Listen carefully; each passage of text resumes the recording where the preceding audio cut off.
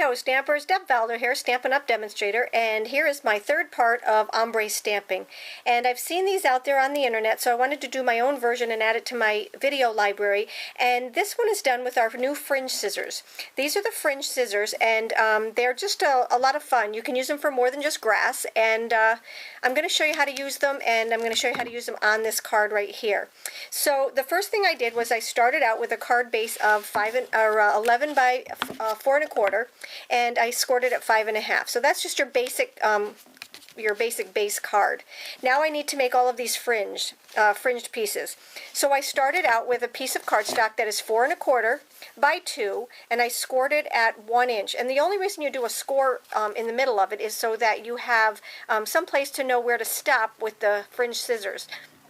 Now when you're using the fringe scissors, you want to just take, and I start them off just about, see the width between these two right here? I start them off about that same width off the edge of it so that you have a nice even piece right there.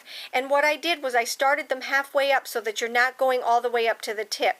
If you go all the way up to the tip, it's going to rip. So I'm just actually using this part of the fringe scissors. So now I'm going to just move it over and cut, and move it over and cut, and it's this simple.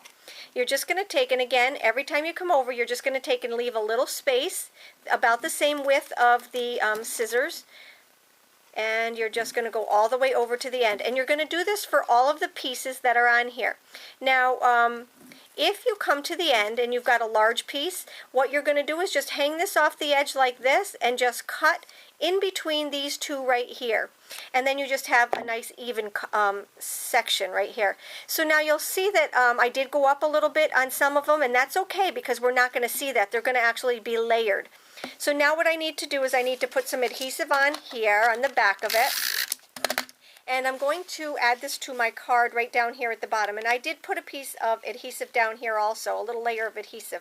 This gets positioned right, well, let's start with the dark. We're going to go from the bottom to the top.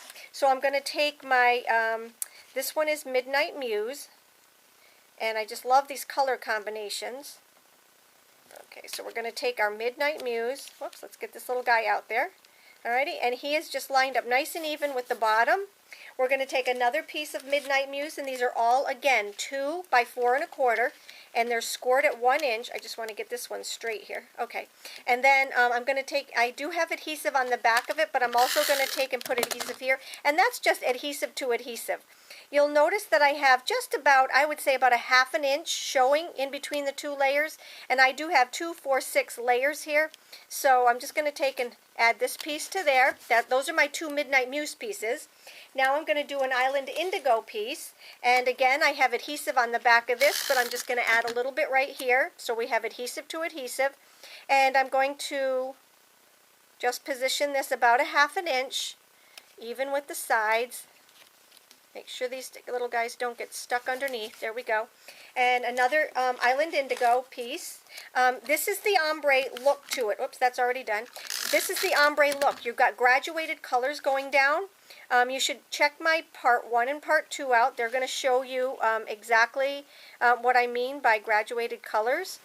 And now for my last layer, I've got the same 2 by 4 1/4 inch piece that is fringed, and what I have here is a 2 by 4 1/4 inch piece that I did not fringe, but I did stamp on.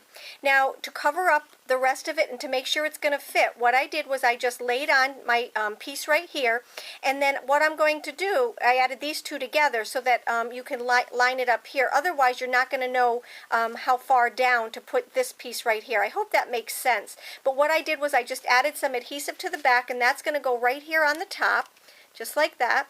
And when we're done with that, we're just going to take our Pool Party ribbon, which matches our card, and we're just going to tie a beautiful bow. I love this seam binding ribbon. It just lends itself to a card. It's easy to tie. I just love it. I just love it. I wish we had even more colors than we do. And you're just going to make yourself this really nice little bow. And I want to show you on the other one what I did. and then we'll just trim off the ends of it. But that's what it looks like in a nutshell. For this one right here, what I did was I used our crepe paper and our fringe scissors.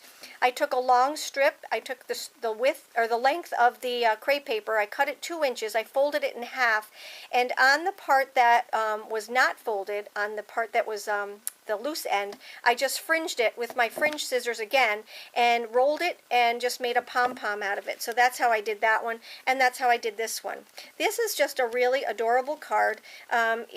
It's I don't know what to say. It's just really cute, and you can use any color graduations that you want. If you have any questions, just give me a call. I hope you enjoyed this post. Like I said, I wanted to add this to my my library. So take care, have a great time, and if you have any questions, just let me know. Thank you.